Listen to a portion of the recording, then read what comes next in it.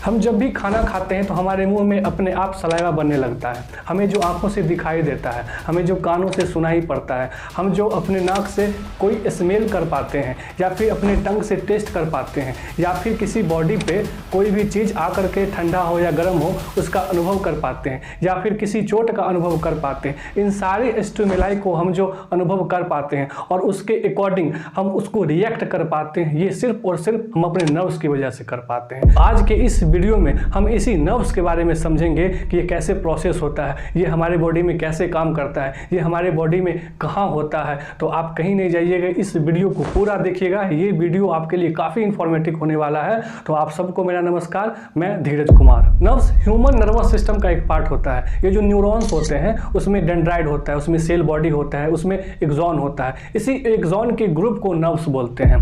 ये जो human nervous system होता है वो दो पार्ट में होता है। एक होता है सेंट्रल नर्वस सिस्टम और एक होता है पेरिफेरल नर्वस सिस्टम। ये जो सेंट्रल नर्वस सिस्टम है उसमें ब्रेन आता है और स्पाइनल कोड आता है। ये जो ब्रेन होता है इसी में न्यूरॉन्स होते हैं और न्यूरोगिलिया सेल होते हैं। ये जो न्यूरोगिलिया सेल होता है ये आधे से ज़्यादा होता है जो इस न्यूरॉन्स को प्रोटेक्ट करके रखता है। अब न्यूरॉन्स का स्ट्रक्चर क्या होता है इसकी मैं एक अलग वीडियो में बात करूंगा। आज के वीडियो में बस हम नर्व्स की बात करेंगे। अब ये जो ब्रेन होता है ये क्रेनियम से प्रोटेक्टेड होता है। क्रेनियम की अगर हम बात करें तो ये 8 हड्डियों से बना होता है। एक फ्रंटल होता है, पीछे ऑक्सीपिटल होता है, दोनों साइड में पैराइटल होता है, फिर पीछे की साइड में टेम्पोरल होता है और अंदर एक स्फेनॉइड होता है और इथमॉइड होता है। इन 8 हड्डियों से बनकर के तैयार होता है क्रेनियम और यही क्रेनियम हमारे मस्तिष्क यानी ब्रेन को प्रोटेक्शन देता है। और ये जो स्पाइनल कॉर्ड होता है इसको प्रोटेक्शन हमारा वर्टिब्रल कॉलम देता है। ये जो वर्टिब्रल कॉलम होता है ये शुरुआत में सर्वाइकल होते हैं, C1 से C7 तक होते हैं यानी कि इसमें 7 हड्डी होते हैं। दूसरा थोरेसिक होता है जो T1 से T12 तक होता है यानी कि 12 हड्डियों का बना होता है। फिर तीसरा लंबर होता है, ये L1 से L5 तक होता है। फिर सैक्रम होता है जो 5 हड्डियों के फ्यूजन से बना हुआ है। फिर कोकिक्स होता है जो 4 हड्डियों के फ्यूजन से बना होता है।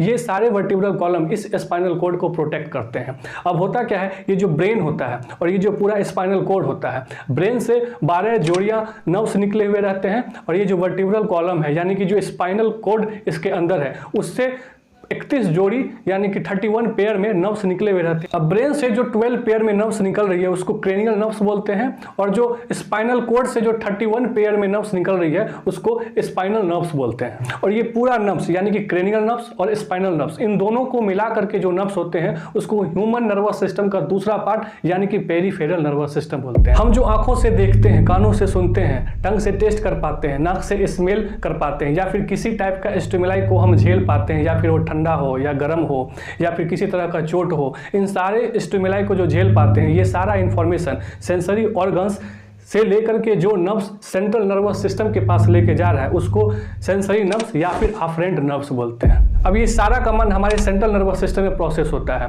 अब मैंने किसी को देखा लेकिन मेरा देखने का मन नहीं है तो मेरे को मुंडी इधर हिलाना है कि उधर हिलाना है, या फिर कोई टेस्ट टंग पे आया तो मेरे को अच्छा लगा या खराब लगा। अगर कोई चीज़ मुझे कानों से सुनाई दिया तो उसको मुझे सुनना है या फिर इग्नोर करना है, या फिर किसी चीज़ से मुझे चोट लगी या फिर कोई ठंडा गिरा गर्म गिरा तो उसके अपोजिट में हमको क्या रिएक्शन देना है, ये सारा इंफॉर्मेशन सेंट्रल नर्वस सिस्टम हमारे मसल्स को देती है।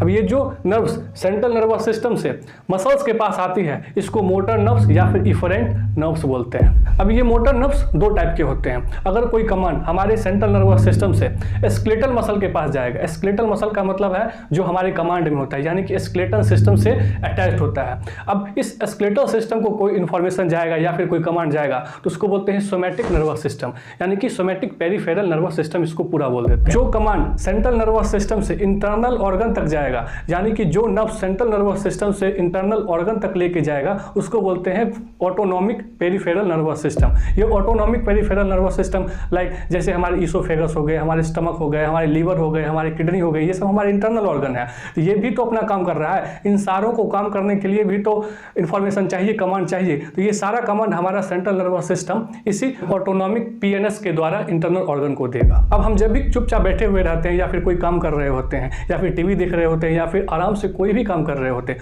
उस टाइम भी तो हमारा जो इंटरनल ऑर्गन है वो काम कर रहा है। उसको प्रॉपर ढंग से CNS से इंफॉर्मेशन मिल रहा है पेरिफेरल नर्वस सिस्टम से यानी कि ऑटोनॉमिक पेरिफेरल नर्वस सिस्टम से। अगर अचानक आपने कुछ ऐसा देख लिया या फिर किसी चीज़ को देख करके आप डर गए, जैसे आपका हार्ट रेट बढ़ गया, रेस्पिरेटरी रेट बढ़ गया, रोंगटे खड़े हो गए, पसीना आने लगे, आँख बड़े बड़े हो गए, तो आप बहुत ज़्यादा डर गए, तो उस स्थिति में जो भी नर्व्स काम करता है उसको सिंपैथेटिक पीएनएस बोलते हैं। यानी कि इमरजेंसी के टाइम में सिंपैथेटिक पेरिफेरल नर्वस सिस्टम काम करता है।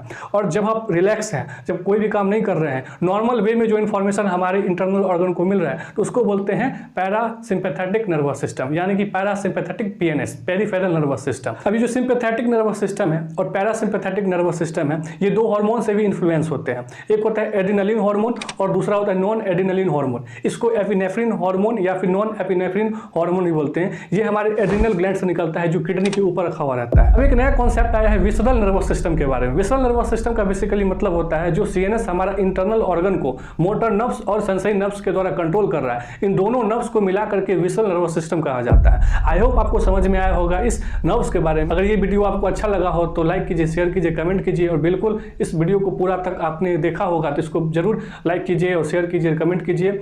फिर मिलते हैं नेक्स्ट वीडियो में। Till then thank you and bye bye.